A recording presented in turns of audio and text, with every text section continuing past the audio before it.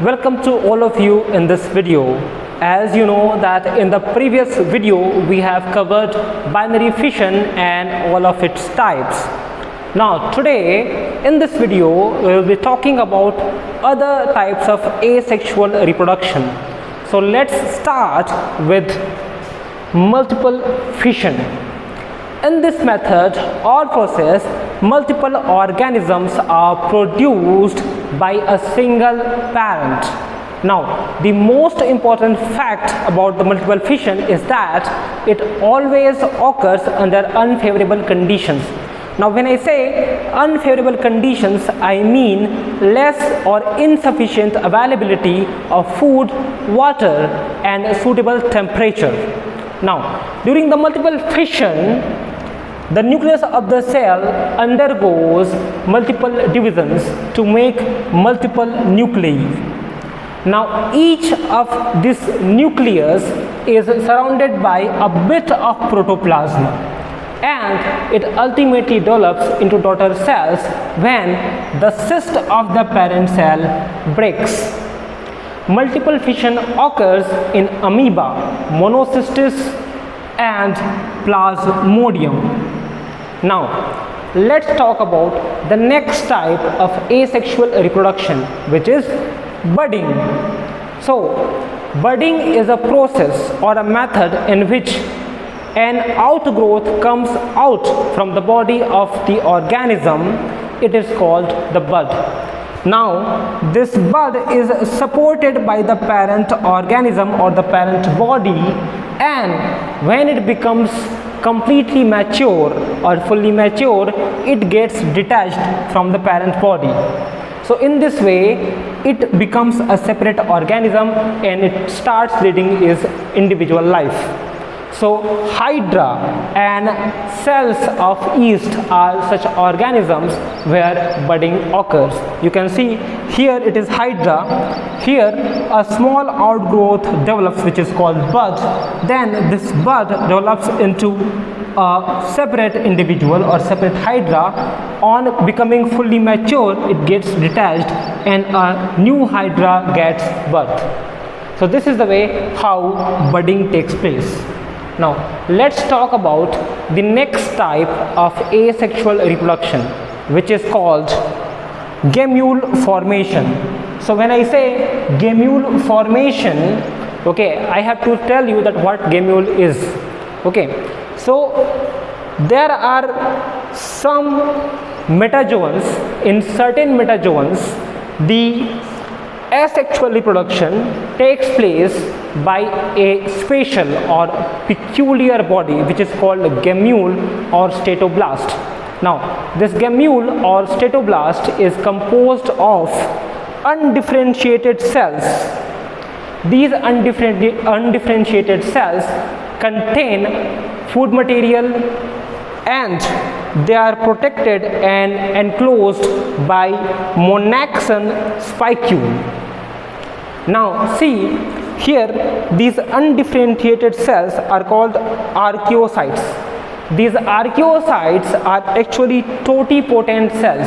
Now when I say totipotent cells, I mean these are such cells which can develop in any kind of organ or any kind of tissue, whatever is required by the organism.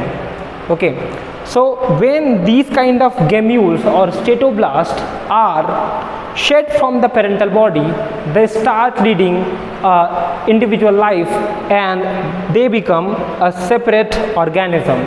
So here this is the structure of gamule found in the freshwater sponge, Spongilla.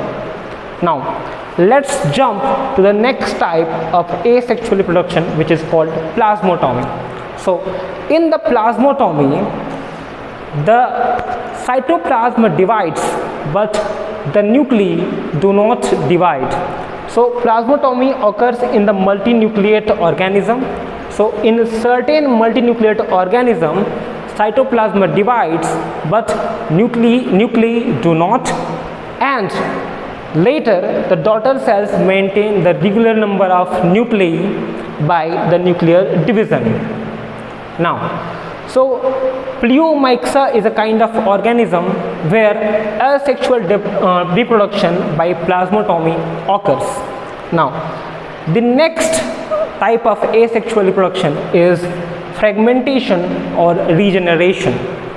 Now in the fragmentation or regeneration, when an organism is divided or fragmented in many parts, each part develops into a different or a separate organism. Now there are some organisms which are called planaria, starfish and hydra, where this fragmentation or regeneration occurs. Here let's take example of planaria. You can compare this organism with a comic character which is called Deadpool. On Deadpool some movies have also been made. So see here, suppose this is planaria and we make two cuts on it, here and here. So what happens?